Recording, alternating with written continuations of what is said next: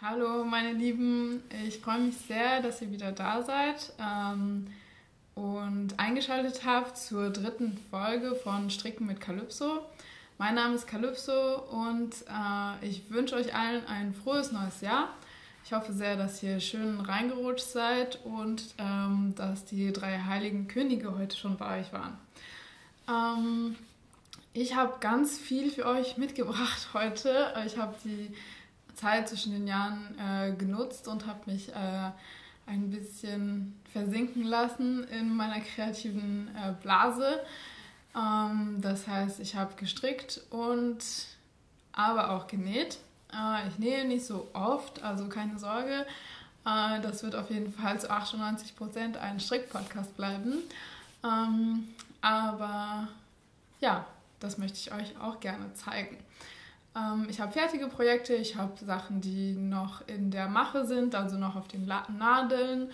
Und ja, zum Schluss würde ich noch gerne erneut auf das Gewinnspiel eingehen, an dem ihr teilnehmen könnt und das in der letzten Extra-Folge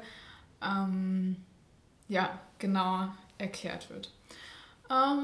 Ja, dann legen wir auch schon los.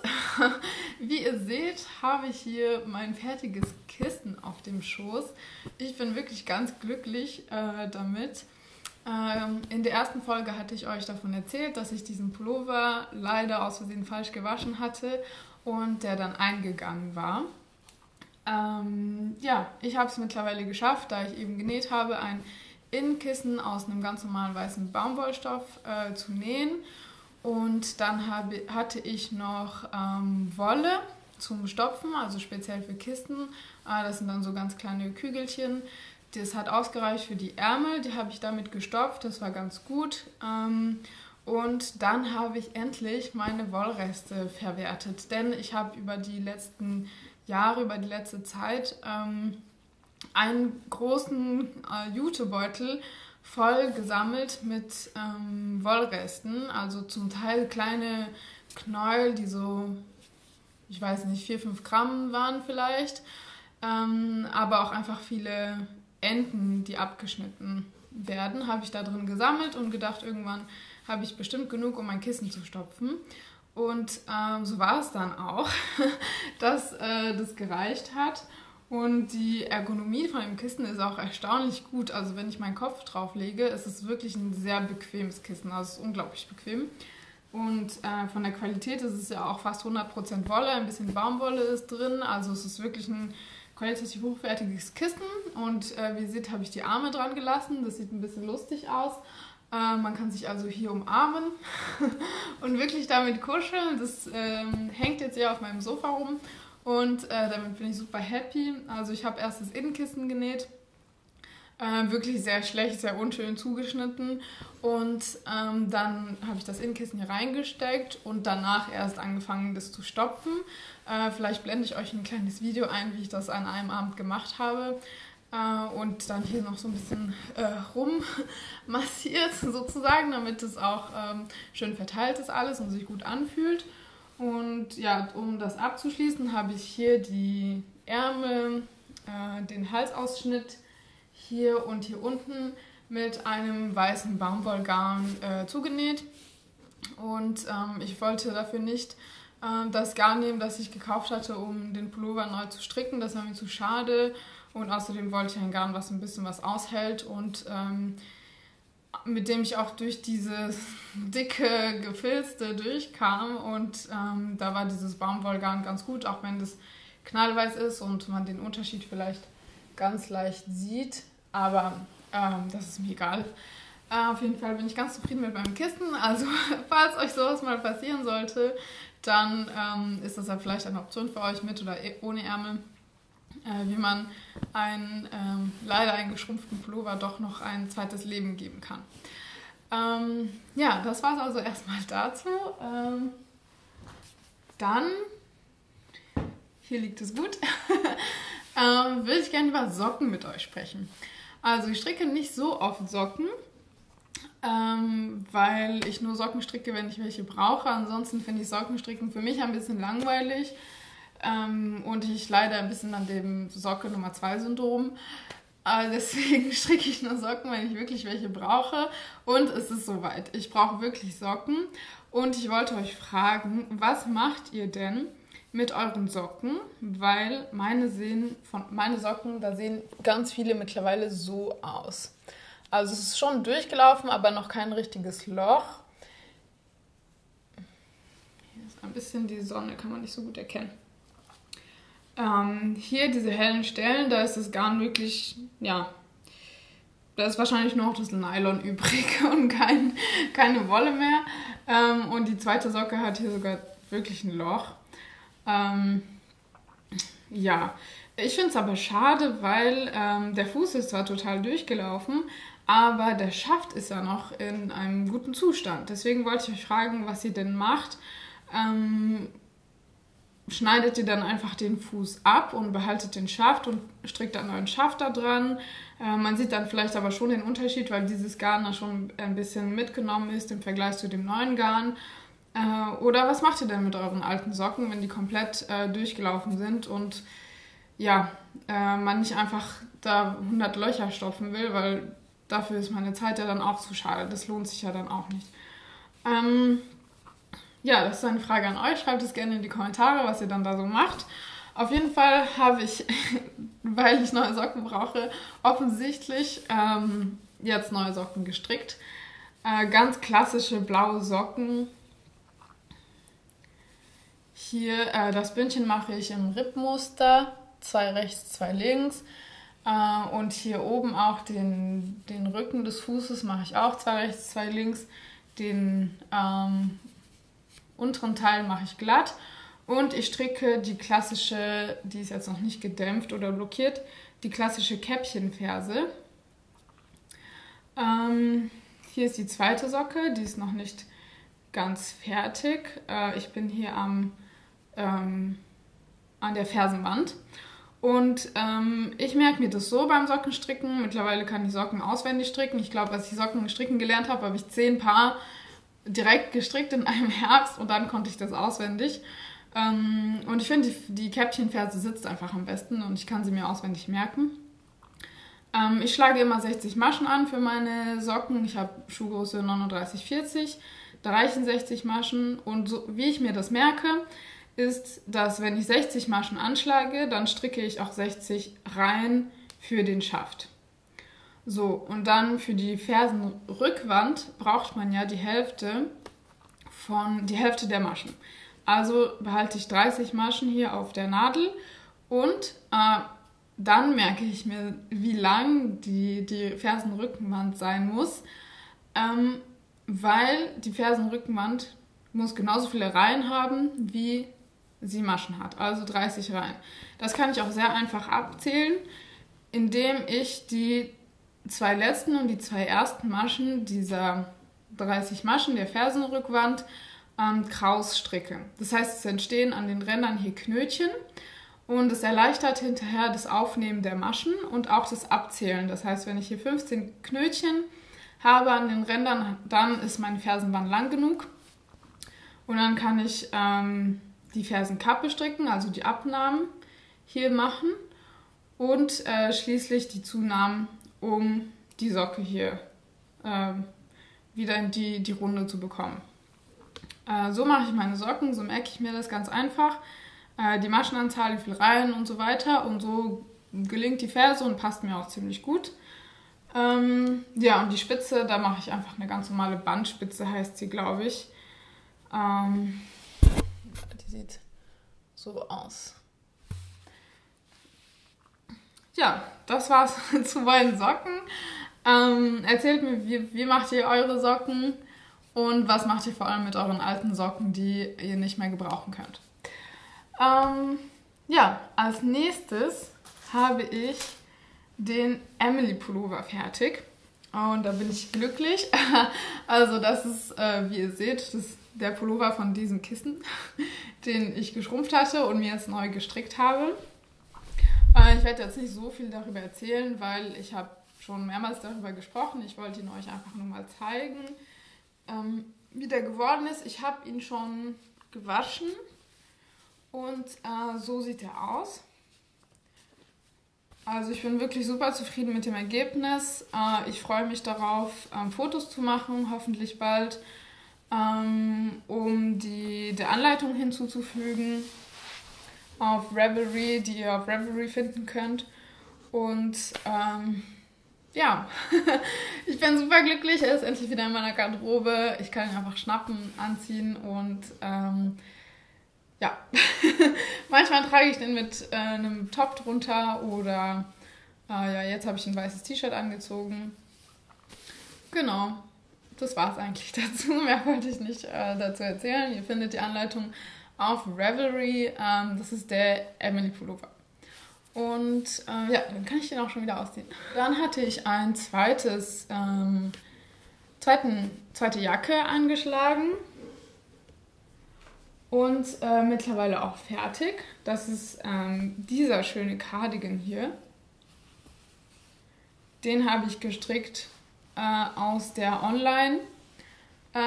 Das ist auch 50% Wolle und 50% Baumwolle. Und ich bin ganz zufrieden mit dem Ergebnis.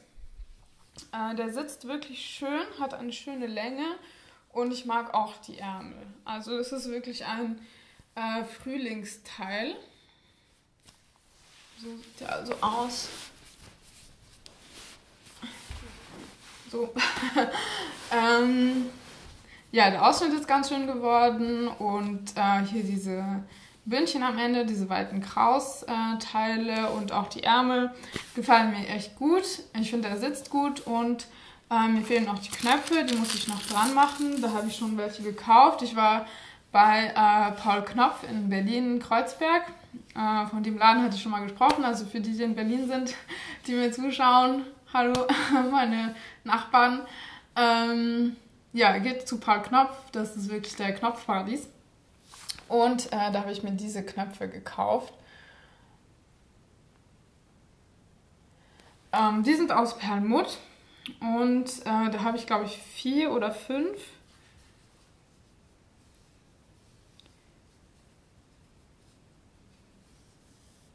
Ich glaube 4 Knopflöcher habe ich hier. Und das habe ich auch schon gewaschen und gedämpft und ich finde das Garn super, es fällt auch schön und es ist ein angenehmes Teil, was man ja einfach drüber werfen kann und es ist super praktisch und schön und passt zu allem und natürlich, wenn man diese Farbe nicht mag, kann man natürlich eine andere auswählen. Also dieses Garn gibt es in vielen verschiedenen Farben. Ja, und das Garn ist auch leicht zu ersetzen oder zu finden. Ich glaube, ich werde circa, ja, hoffentlich bald Zeit haben, um die Anleitungen zu schreiben und sie auf Ravelry zu stellen, für die das gerne nachstricken möchten. Da es ja eher so ein Teil für den Frühling wird, habe ich ja noch ein bisschen Zeit, um das zu tun. Und ich hatte ja erzählt, dass ich gerne vielleicht etwas da drauf sticken wollte. Also hier hier so an dieser Stelle, zwischen den 2 Kraus-Elementen, hier ist ein bisschen Platz. Ich wollte gerne einen Schmetterling dahin sticken, aber ich habe meine Meinung geändert, weil ich finde, dieses Kleidungsstück ist schon ziemlich wegen der Farbe schon sehr süß geworden. Es ist schick, aber auch ein bisschen mädchenhaft, könnte man sagen. Und die Knöpfe sind ja auch schon ein Hingucker. Deswegen habe ich gedacht, ich werde doch keinen Schmetterling dahin sticken. Dann hatte ich kurz überlegt, ich könnte vielleicht eine Brosche kaufen auf Etsy, auch aus Perlmutt, also damit das mit den Knöpfen zusammenpasst. Aber dann habe ich mich auch dagegen entschieden. Ja, vielleicht mache ich das noch, weiß ich nicht. Auf jeden Fall hatte ich ein paar schöne Schmetterlinge auf Etsy gefunden als Brosche, die man hier hinmachen könnte. Aber ich fand es dann vielleicht ein bisschen too much, diese sehr speziellen Knöpfe, die schon ein Hingucker sind. Die sind ja schon sehr dekorativ. Plus hier dann noch so ein Schmetterling als Brosche sich hinhängen. Fand ich vielleicht ein bisschen zu viel. Also lasse ich das, glaube ich, einfach so. Und ja, die Länge kann man auch easy anpassen. Ja, man braucht nicht so viel Garn dafür. Die Ärmellänge kann man natürlich auch anpassen. Ich glaube, der Grundschnitt, der ist ziemlich gut geworden. Er sitzt echt bequem und flattert hier so schön. Ja, das sind die 2 fertigen, gestrickten Teile, die ich euch zeigen wollte.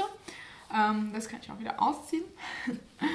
Und heute ist ganz schön sonnig in Berlin. So, dann habe ich noch einen Teil auf den Nadeln. Das ist das hier mit, das ist die Garmin-Wolle, die hatte ich euch schon in der ersten Folge gezeigt, die hatte ich mir in Portugal gekauft. Und ich stricke einen Raglan Pullover damit und soweit bin ich jetzt gekommen. Das ist also der Rücken, das wird dann hier sein, so.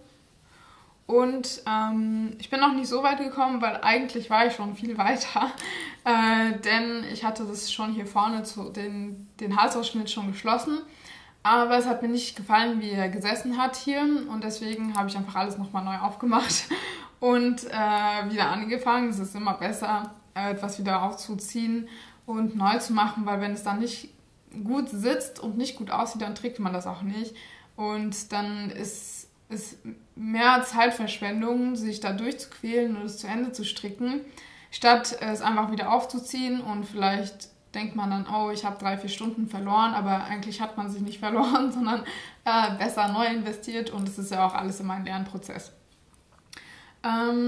Ja, also die Ärmel hier mache ich im Rippenmuster mit verschränkten Maschen, das finde ich super schön. Und also hier und den Rest stricke ich glatt. Ich werde sicher auch noch an anderen Stellen Rippenmuster hinzufügen, wahrscheinlich hier an den Seiten. Ja, die Ärmel vielleicht auch hier oben weiter in Rippenmuster stricken oder hier drunter oder beides, weiß ich noch nicht genau. Ja, ich freue mich sehr, es macht Spaß zu stricken. Die Farben, wie sie rauskommen, sind echt sehr schön. Das Strickbild gefällt mir gut, also ich kann dieses Garn weiterempfehlen. Es strickt sich schön. Ja, ich habe auf jeden Fall Spaß damit und das ist jetzt so das nächste größere Projekt, was ich mache. Genau, das war es eigentlich schon zu den Stricksachen, die ich euch zeigen wollte. Es geht weiter mit meinen Nähprojekten, die ich gemacht habe während dieser freien Tage. Ich habe kleine japanische Knotentaschen genäht. Ich war in einem Stoffladen und habe diesen Stoff gefunden, den ich einfach so schön fand, dass ich nicht widerstehen konnte. Und ich habe mir 75 cm gekauft. Da sind also ganz schöne Mohnblumen drauf. Und habe dann noch den passenden Innenstoff in Grün mir geholt. Und am Ende mit diesen 75 cm sind tatsächlich 4 Taschen entstanden. Da konnte ich den Stoff ganz gut puzzeln und ausnutzen. Und ja, also ich habe die hier, die ist eher klein. Die wird für meine Nichte sein. Die ist ja noch klein, sie ist ja noch nicht 1,5. Und so kann man das hier so schön durchziehen und hier am Handgelenk tragen. Ich habe dafür ein YouTube-Video verwendet, und das Original auf Japanisch ist, mit ein paar Anweisungen auf Englisch, die im Video eingeblendet sind. Ja, ich dachte, ich gucke mir einfach Original, weil es ja eine japanische Knotentasche ist, schaue ich mir einfach Original von einer Person aus Japan ein Video an und ich habe mir einige angeguckt und die beste Anleitung fand ich wirklich dieses japanische Video. Es ist so anschaulich gemacht, man muss kein Japanisch verstehen. Ich verstehe ein bisschen was, weil ich ein halbes Jahr in Japan studiert habe, in Tokio. Das ist aber auch schon eine Weile her, das heißt, ich habe viel Japanisch vergessen. Aber ja, man versteht es auf jeden Fall auch ohne Japanisch zu können und mit den eingeblendeten Erklärungen auf Englisch ist es gar kein Problem. Es ist auch wirklich nicht schwer, das zu nähen und ich kann wirklich nicht so gut nähen. Ich habe nicht so die Geduld dafür. Ich habe das Gefühl, es gibt da so 2 Lager, die gerne nähen, die wirklich viel Geduld haben zum Nähen und gar keine Geduld haben zum Stricken und umgekehrt. Meine Geduld fürs Nähen ist ein bisschen besser geworden, aber ich muss sagen, ich habe mir auch wirklich die Zeit genommen, meine Nähmaschine aufgestellt, die Bügelstation gemacht und ein komplettes Chaos hier in meinem Wohnzimmer. Überall fliegen Fäden rum. Ich muss danach auf jeden Fall richtig aufräumen und sauber machen. Ich finde, fürs Nähen muss man sich einfach Zeit nehmen, so mehrere Tage, und dann kann man darin versinken und schöne Sachen machen. Während Stricken kann man auch wirklich abends einfach so kurz machen. für eine Stunde und ich habe 4 davon gemacht in verschiedenen Größen. Die ist so mittelklein. Die werde ich auf jeden Fall verschenken an eine Freundin. Hoffentlich erkennt sie sich jetzt nicht. Dann habe ich die ist ein bisschen größer. Andersrum. Man muss den langen Henkel durch den kurzen ziehen und dann kann man das so tragen. Und ich finde es eine super Tasche, damit ich beim Laufen stricken kann, weil hier passt auf jeden Fall mein Sockenprojekt rein. Und dann kann ich einfach, wenn ich in meinem Kiez spazieren gehe, ja, das hier so halten und gleichzeitig meine Socke stricken. Das finde ich wirklich gut. Ja, die ist so mittelgroß und dann habe ich noch eine etwas größere hier. Die werde ich auf jeden Fall behalten und die 3 anderen wahrscheinlich verschenken. Der Stoff hat sogar noch gereicht, um so ganz kleine Portemonnaies dann zu machen. Da habe ich dann 4 Stück gemacht. Und hier kommt dann noch ein Druckknopf dran und dann kann man das so schließen, hier zudrücken. Und ich habe mir dann eine schwarze Kordel gekauft, damit ich dann die Kordel hier hinten dann festnähen kann und dann das andere Ende in der Tasche irgendwie festnähen kann. Das finde ich ganz praktisch. Hier kann man noch ein bisschen Material oder irgendwie ein Taschentuch oder irgendwas reintun. Ja, vor allem für meine Nichte, weil wenn ich da einfach ein Beutelchen, also ein Portemonnaie reintue, dann geht das bestimmt verloren. Deswegen nähe ich das am besten dran mit einer Kordel und dann kann meine Nichte ihre Spielsachen oder irgendwas da drin transportieren und ohne es zu verlieren. Ja, damit bin ich ganz zufrieden. Es hat wahnsinnig Spaß gemacht, deswegen habe ich so viele davon produziert. Und ich habe dann auch meine Stoffkiste aufgemacht und noch einen ganz verrückten Stoff gefunden, der so aussieht. Und ich habe euch schon verraten, ich mache damit auch Taschen. Ich dachte, mit diesem bunten Stoff werde ich kein Kleidungsstück machen. Ich werde das nicht unbedingt so tragen. Deswegen fand ich am besten eine Tasche einfach damit zu machen. Und ich benutze dieselbe Anleitung der japanischen Knotentasche, aber bei dieser Tasche mache ich die Henkel gleich lang. Also das hat dann die Maße von einem ganz normalen Jutebeutel. Ich mache 2, also da hatte ich auch 75 cm Stoff. Und da mache ich 2 Taschen, denn ich hatte noch diesen roten Innenstoff. Und die Kombination ist zwar ein bisschen gewagt, aber sie gefällt mir gut. Und dieser rote Stoff ist auch aus Baumwolle, er ist nicht elastisch und ziemlich dick. Deswegen dachte ich, der ist ziemlich gut geeignet für eine Tasche. Ich weiß nicht, was für eine Webart es ist, aber es ist etwas anders gewebt. Ja, soweit bin ich gerade. Die ist natürlich noch nicht fertig und da mache ich dann 2. Die kann ich dann ganz gut wahrscheinlich auch also entweder beide Henkel auf eine Schulter oder dann im Rücken so einen Henkel auf jeder Schulter tragen. Das finde ich ganz praktisch. Ja, da freue ich mich drauf, auf diese 2 Taschen. Eine von beiden werde ich sicherlich auch verschenken und die andere für mich behalten. Ja, das sind die Taschenprojekte. Dann hatte ich einen anderen Stoff noch, einen weißen Leinenstoff, auch, ich glaube, nur 75 cm, schon länger da, den ich gekauft hatte, um mir ein Oberteil, also ein T-Shirt oder sowas zu nähen. Und im Endeffekt ich habe ja auch nicht wirklich viele Schnittmuster oder Schnittteile, deswegen habe ich von einem Schnittteil einfach nur das Vorderteil genommen. Und ich glaube, am besten, ich ziehe es einfach an. Also das Teil habe ich mir jetzt genäht. Das ist ein Sommerteil, das werde ich also noch nicht so bald tragen. Aber ja, ich bin ganz zufrieden damit, weil ich eben nur das Vorderteil hatte von einem Schnittmuster, von einem T-Shirt. Und das habe ich dann als Orientierung verwendet, um das Vorderteil auszuschneiden. Und ja, hier habe ich Abnäher gemacht für die Brust und die Träger sind ganz schön geworden. Es ist ein bisschen lang, so. Und das Interessante daran ist der Rücken. Man sieht hier eine große Schlaufe, die habe ich hier dran genäht. Und dann die Träger habe ich außen ran genäht und lang gelassen, weil wenn jemand auf die Idee kommt, an der großen Schleife zu ziehen, dann habe ich immer noch den Sicherheitsknoten von den Trägern, weil ich die Träger eben lang gelassen habe hier. habe ich einen zweiten Sicherheitsknoten. Und das hier hinten ist so spitz.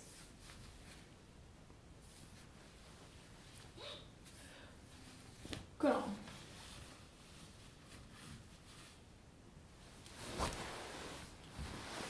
So, das heißt, ich kann das Teil auf verschiedene Arten tragen, weil so ist es nämlich ziemlich lang und flattert so schön.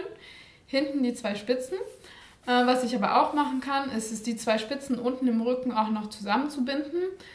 Und dann faltet es sich hier ein bisschen zusammen und ist dann hinten auch geschlossen. Und das ergibt dann etwas lässigeren Look, würde ich mal sagen. Also so ist es ein bisschen elegant, ein bisschen verspielt, so verträumtes Oberteil. Ich habe jetzt extra ein BH angezogen, weil es ein bisschen durchsichtig ist.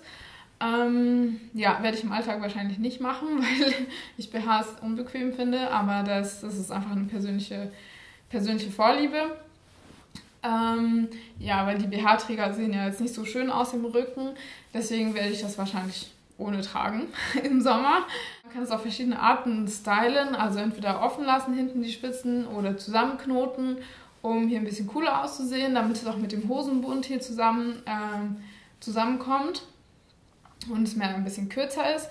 Oder die Spitzen so frei hinten flattern lassen und die Schleife hinten ist ganz groß und sieht richtig schick aus und man hat eben, wie ich erklärt habe, noch von den Trägern, die ich angenäht habe, also außen drauf auf den Stoff, habe ich noch die Enden, die ziemlich lang sind, dran gelassen, um eben dann noch einen Sicherheitsknoten zu machen. Das heißt, ich habe eine kleine Schlaufe und eine große Schleife im Rücken, falls jemand auf die Idee kommen sollte, die große Schleife aufzuziehen zum Spaß und denkt, hallo, nein, dann habe ich noch diesen Sicherheitsknoten. Ja, ich bin ganz zufrieden mit dem Ergebnis. Ich hätte nicht gedacht, dass ich irgendwas auf die Reihe bekomme. Aber ich muss sagen, dieses Taschennähen war eine gute Vorübung, denn so konnte ich hier den Ausschnitt einfach schön machen mit einem Beleg innen. Und das hat gut geklappt. Also es passt ganz gut und die Abnäher habe ich auch gemacht die sind vielleicht nicht an der perfekten Stelle, aber es ist okay. Also es sitzt trotzdem ganz gut und alles, was verdeckt sein muss, ist verdeckt. Ja, die habe ich auch gemacht mit Hilfe von einem Video auf YouTube, was nur 5 Minuten geht. Das verlinke ich euch auch. Zum Abschluss habe ich mir meinen Emily Pullover angezogen. Und ich glaube, ich habe euch alles gezeigt, was ich euch gerne zeigen wollte. Meine Nähmaschine habe ich geschenkt bekommen von meiner Stricklehrerin. Und diese Nähmaschine, ich habe mal nachgeschaut, ist in den 70ern oder 80ern gebaut worden. Und oft habe ich das Gefühl, ich würde mir gerne eine neue kaufen. Aber die hier ist aus Metall, das Gehäuse. Also auf jeden Fall ist es keine elektronische Plastikmaschine, sondern ein sehr robustes Teil. Und deswegen im Endeffekt bin ich immer sehr froh über diese Nähmaschine, weil ich glaube, dass sie in 50 Jahren immer noch laufen wird, auch wenn sie vielleicht nicht so geschmeidig ist wie eine moderne elektronische Maschine, die aber dann dafür anfälliger wäre für Pannen. Also vielleicht habt ihr dazu auch Kommentare oder Ideen, habt ihr eher ältere Nähmaschinen oder euch eine moderne gekauft, wenn ihr gerne näht. Und weil da habe ich manchmal so meine Zweifel, soll ich mir eine neue kaufen oder bei meiner alten bleiben. Zum Schluss wollte ich ja noch gerne auf das Gewinnspiel eingehen. Wenn ihr teilnehmen wollt, dann geht bitte zurück zu der Extra-Folge, die ich gemacht hatte zu Weihnachten, meine Lieblingsbücher zu Weihnachten und ein Gewinnspiel. Das findet ihr auf meinem Kanal. Da könnt ihr mitmachen, da stehen alle Bedingungen drauf, wie man teilnehmen kann und macht da auf jeden Fall mit, geht da hin, guckt euch das an. Da gibt es 3 tolle Preise zu gewinnen und die Gewinner werden wahrscheinlich Anfang Februar dann verkündet, also in der nächsten Folge. Ihr habt noch bis zum 15. Januar Zeit, um teilzunehmen. Durch dieses Gewinnspiel wollte ich gerne auf die Kampagne Ich will fair aufmerksam machen. Deswegen Fairlosung mit F-A-I-R. Weil Ich bin mir nicht ganz sicher, ob im letzten Video der Bogen klar geworden ist zwischen den Handarbeiten, die Strickerinnen, also wir jetzt, die zuschauen, ich und ihr, machen, der Bogen dazwischen und zwischen fairen Produkten und fairen Arbeitsbedingungen und fairen Preisen, ob da ich den Bogen logisch geschlossen habe. Und zwar finde ich, dass wir als Menschen, die Handarbeiten machen, wissen, wie aufwendig und wie viel dahinter steckt, ein Kleidungsstück oder egal was von Hand zu produzieren, sei es mit Wolle oder mit irgendeinem anderen Material. Und deswegen habe ich das Gefühl, dass man als Person, die Handarbeit macht, besonders sensibel ist für fair gehandelte Produkte. Denn viele Dinge, die man im Supermarkt findet, sind eben nicht zu fairen Konditionen produziert worden. Das heißt, dass die Menschen, die diese Produkte herstellen, oft nicht ausreichend entlohnt werden, manchmal sogar ihre Produkte unter den Produktionskosten weiterverkaufen müssen an die Zwischenhändler. Und das sollte nicht so sein. Und ich glaube, dafür sind wir als Strickerinnen sehr sensibel, denn wir wissen, wie viel Handarbeit in einem Kleidungsstück oder egal welchem Produkt stehen kann. Und deswegen sind wir auch in der Lage, das wertzuschätzen, wenn ich einen Pullover gestrickt habe und 50 Stunden da reingesteckt habe, plus mein Know-how, plus das gute Material, dann kann man da, wenn man möchte, eine Zahl oder einen ungefähren Preis sich ausrechnen. Das ist aber oft dann nicht so der Fall. Also vor allem ist das Thema auch Fast Fashion zum Beispiel ein großes Thema. Ich kaufe zum Beispiel kaum Kleidung im normalen Laden ein, sondern ich gehe eigentlich nur Secondhand. Also meine Hose zum Beispiel, die ist Secondhand gekauft und das meiste in meinem Kleiderschrank ist Secondhand oder selbst gemacht. Und weil einfach die Kleidung oder die meisten Sachen, die man sich da kaufen kann, oder Kaffee, Bananen, Kleidung und so weiter, nicht fair hergestellt werden. Genauer gesagt können die Menschen nicht leben von ihrer Arbeit und es ist ein Menschenrecht, von seiner Arbeit leben zu können. Deswegen wollte ich mit dieser Kampagne darauf aufmerksam machen und mit diesen 3-4 Sätzen hoffe ich, dass ich die Verbindung da etwas klarer herstellen konnte, warum ich finde, dass wir als Strickerinnen etwas sensibler für dieses Thema sein könnten. Und deswegen wollte ich mich gerne dafür einsetzen, um darauf aufmerksam zu machen, dass eben viele Menschen auf der Welt zu unfairen Bedingungen arbeiten und nicht nur die Arbeitsbedingungen, sondern auch die Umweltverschmutzung, die zum Beispiel durch Fast Fashion entsteht, ist etwas, wo man entgegenwirken sollte. Und das tun wir Strickerinnen, indem wir unsere eigene Kleidung zum Beispiel herstellen. Das finde ich super und da wollte ich einfach gerne dieses Konzept, diese Idee des fairen Handels, des fairen Arbeitens, der Fairness etwas streuen. Also nehmt gerne am Gewinnspiel teil, an der Verlosung und schaut euch dazu die Folge an, die ich zu Weihnachten gedreht hatte. Also, ich freue mich, euch bald wiederzusehen.